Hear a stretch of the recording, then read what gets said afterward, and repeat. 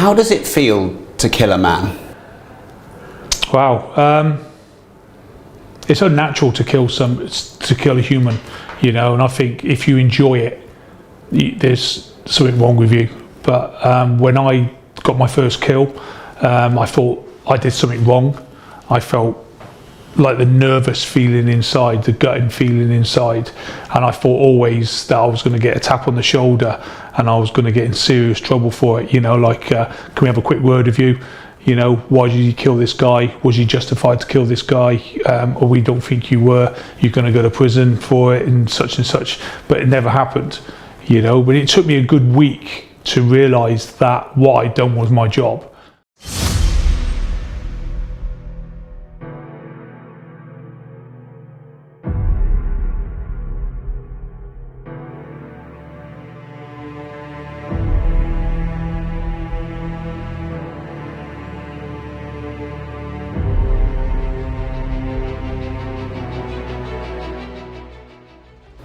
I think I spoke to somebody after I'd done all my tours, and they said, how do you feel, Craig? How do you feel? They got family, they got kids, and it hits you. You think, yeah, they have, you know, but they're also trying to kill us, you know, and that's what you got put in front of your mind as well.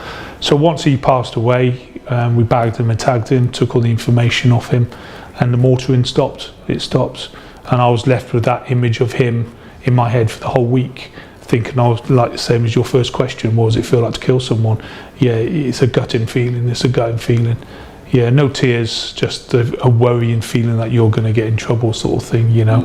But once you've done your first kill as a sniper, everything, you don't act as they're human beings, they're targets. Right. You know, because you start thinking about the human beings, you're going to fuck up down the line somewhere, and they're going to take that first opportunity to take you out. You know, so it's either them or you. Wow.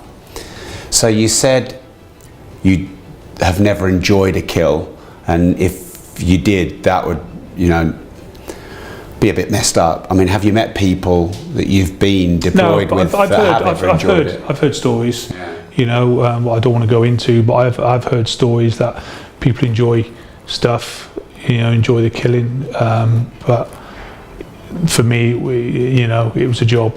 You know, I didn't go around doing it for pleasure. I did it because it had to be done and I had to save lives, you know. I won't ask you because I respect that, but what's the reason you don't want to say his name? I think he deserves his own privacy. He's just been discharged at the army with severe CPTSD. What's CPTSD? Chronic PTSD. Really? Same as me. I got discharged before, and he got discharged a couple of months ago, and he's in a really shit bad way. Is he? Yeah, his whole life fell apart.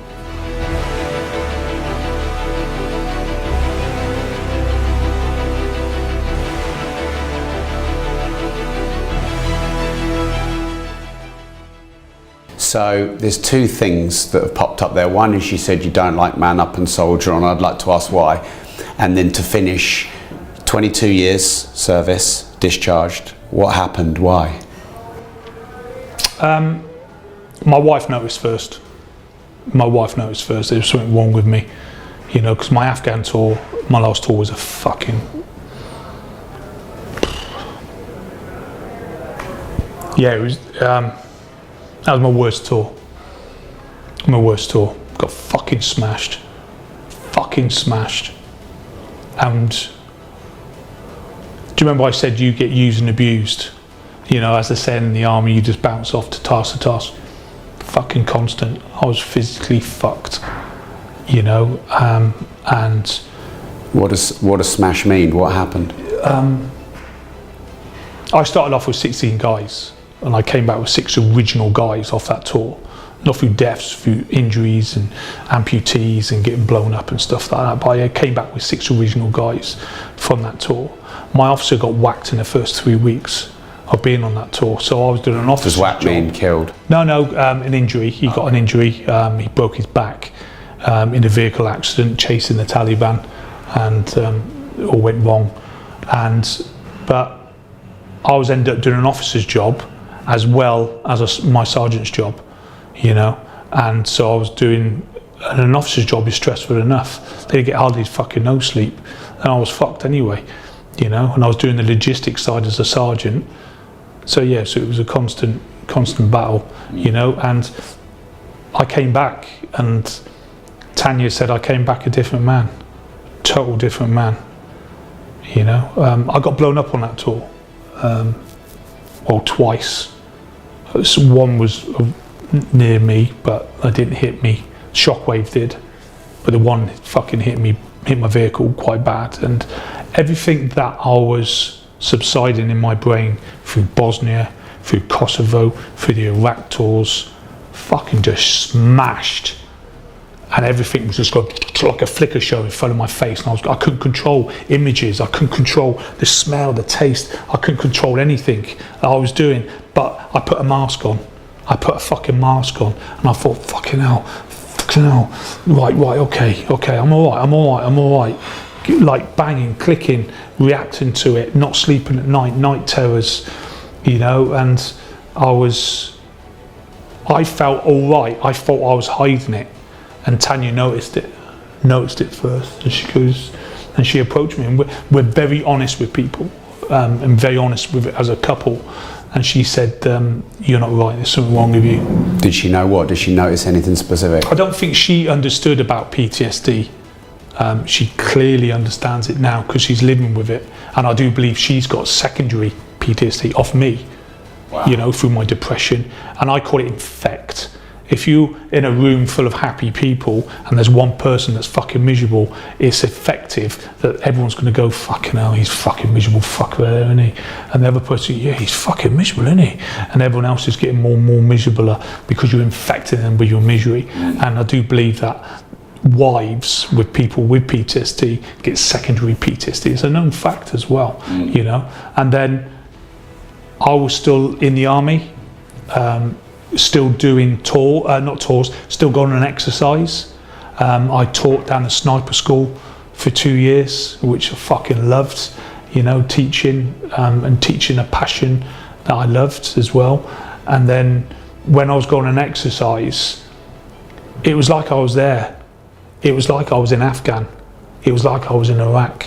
It was like I was in fucking Kosovo and Bosnia. It was just like that, you know. And when other regiments or other squadrons that we had were playing the enemy, that was it. I fucking wanted them.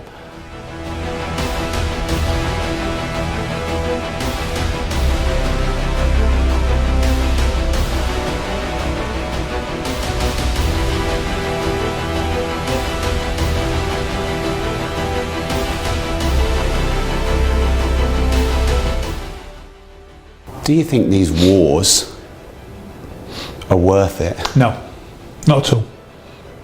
Not at all.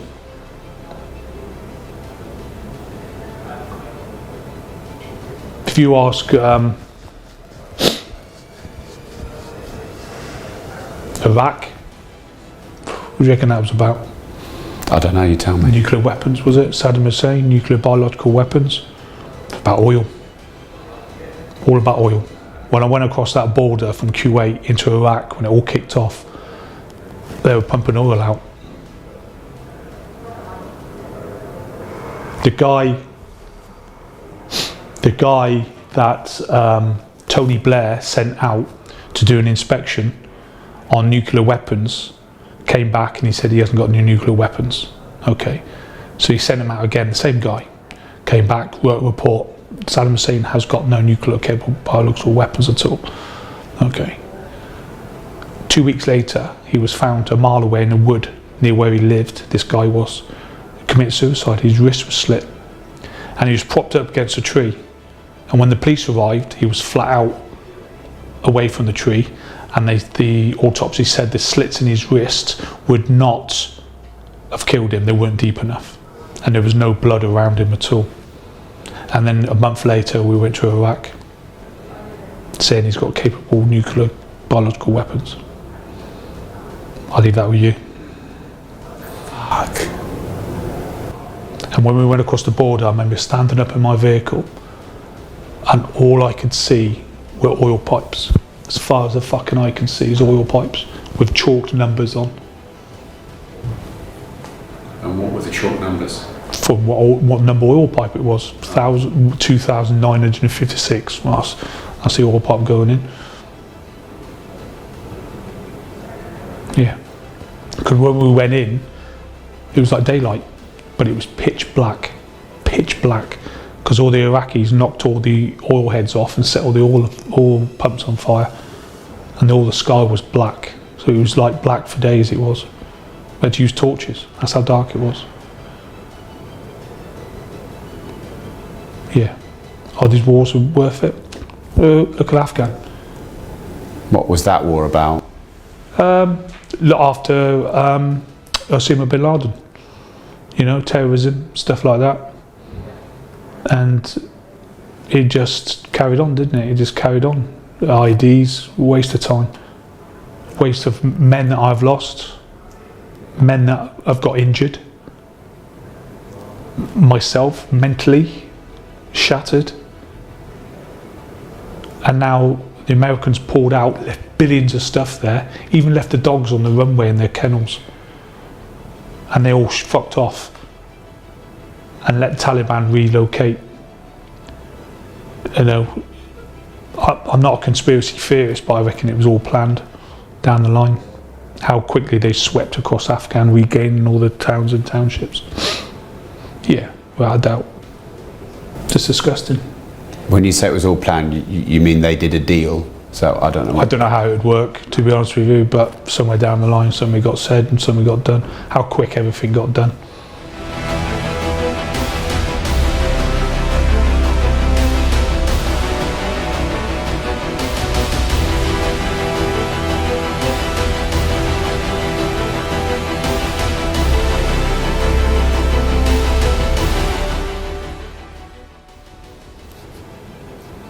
I am so sad. So sad. And I sit with my therapist and he goes, how's your day? How's your week?